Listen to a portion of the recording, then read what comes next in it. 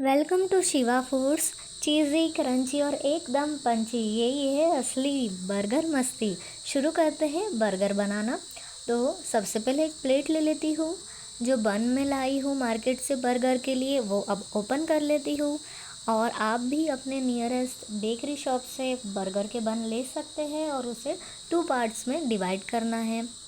हमने 2 पार्ट्स में इसे डिवाइड कर लेंगे और आपको जितने बर्गर बनाने हैं आप उतने बर्गर्स को 2 पार्ट्स में डिवाइड कर लीजिए। अगर आपके बच्चे नाटक करते हैं सब्जियां खाने में, तो आप इस बर्गर में देसी स्वाद का तड़का दे सकते हैं उनको, ताकि वो सारी सब्जियां खाए और वो भी सारी सब्जियां ख़त्म हो जाएगी।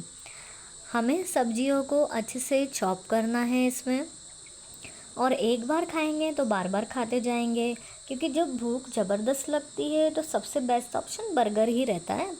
और ये देखिए सब्जियां, प्याज, कैप्सिकम और टमाटो मैंने फाइन चॉप कर लिया है।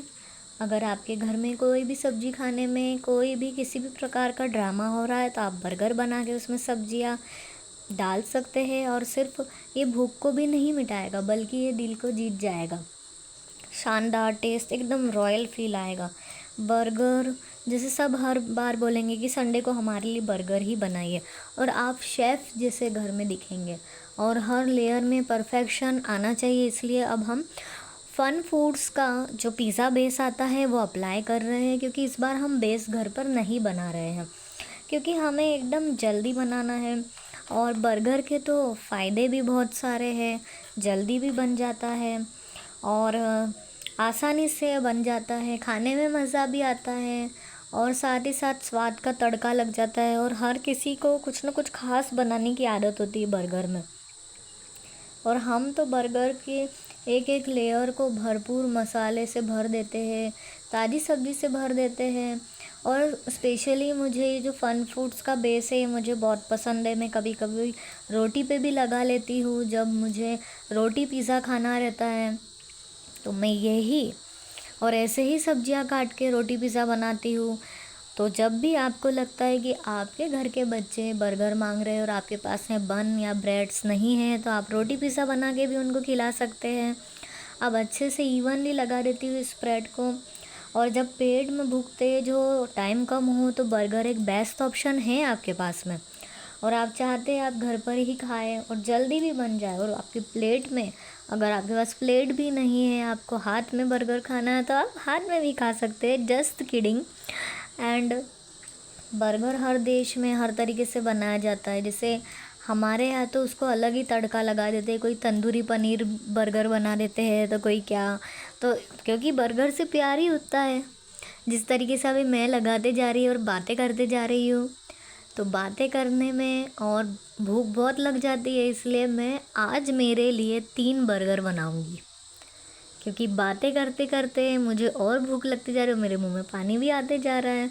और बर्गर सबको पसंद भी बहुत होता है, बहुत जल्दी भी बन जाता है और आसानी से बन जाता है। और फ्यूजन और एक एन्जॉयमेंट के लिए जो अलग अलग फ्यूज़न्स बनाते हैं, एन्जॉयमेंट भी हो जाता है। और कुछ कुछ लोग तो डीप फ्राई कर लेते हैं। अब हमने अच्छे से सब्जियों को इवनली स्प्रेड कर दिया है। अब हम इसमें कुछ भी डीप फ्राई वाला नहीं डाल रहे हैं। अब हम चीज़ डाल रहे हैं, जो हमने सब्जियां काटी थी रॉ सब्जियां डाल दी है, और अब हम उस पर चीज़ डाल रहे हैं। कुछ कुछ लोग आलू की पैटी बना लेते हैं, उसको डीप फ्राई कर लेते हैं और फिर वो मैकडोनल्ड्स जैसे उसके बीच में रख देते हैं, जो 2 बन्स आते हैं उसके बीच में, ताकि वो भी बर्गर की तरह। लेकिन हमें डीप फ्राई नहीं करना है। और आप चाहे तो मस्टर्ड सॉस के साथ भी इसे बना सकते हैं। चीज़ी बर्गर की तो बात ही अलग रहती है, और उसमें चाहे आप पैटी डालें या नहीं डालें, एक वेज बर्गर जो रहता है वो अलग ही टेस्ट करता है। और बनाने के लिए आप मेयोनीज़ भी ले सकते हैं, कुछ लोग टोमेटो सॉस भी लगा देते हैं, कुछ लोग गोभी से भी बनाते हैं। बट हमें बहुत जल्दी और बहुत सिंपल बनाना है, जो हमारे लिए बहुत जल्दी से तैयार हो जाए। मैंने चीज़ भर भर के डाला है, क्योंकि ये चीज़ी लगना चाहिए, शानदार रॉयल लगना चाहिए, एक रॉयल फील आना चाहिए। जब भी मैं बनाती हूँ तो मुझे ऐसा लगता है मैं शेफ़ हूँ।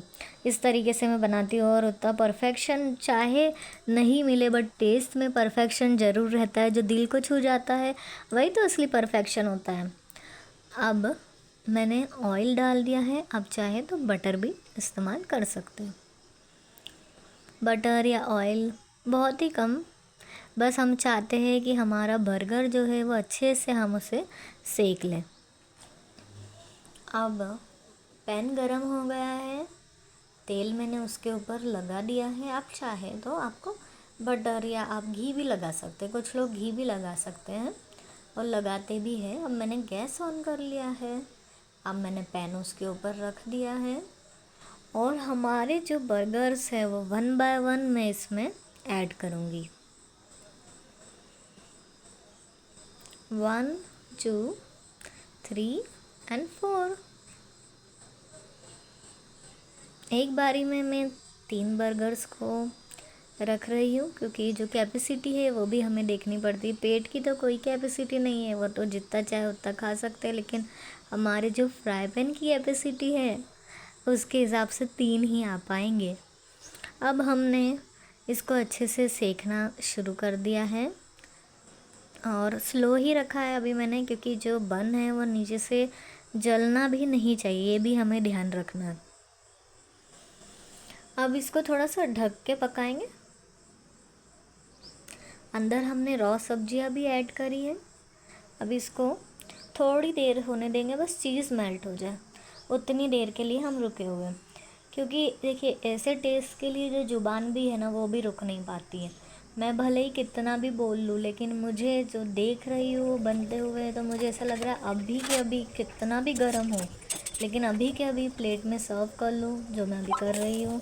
चीज़ भी मेल्ट हो गया है, एकदम चीज़ी बन गया है। Thanks for watching.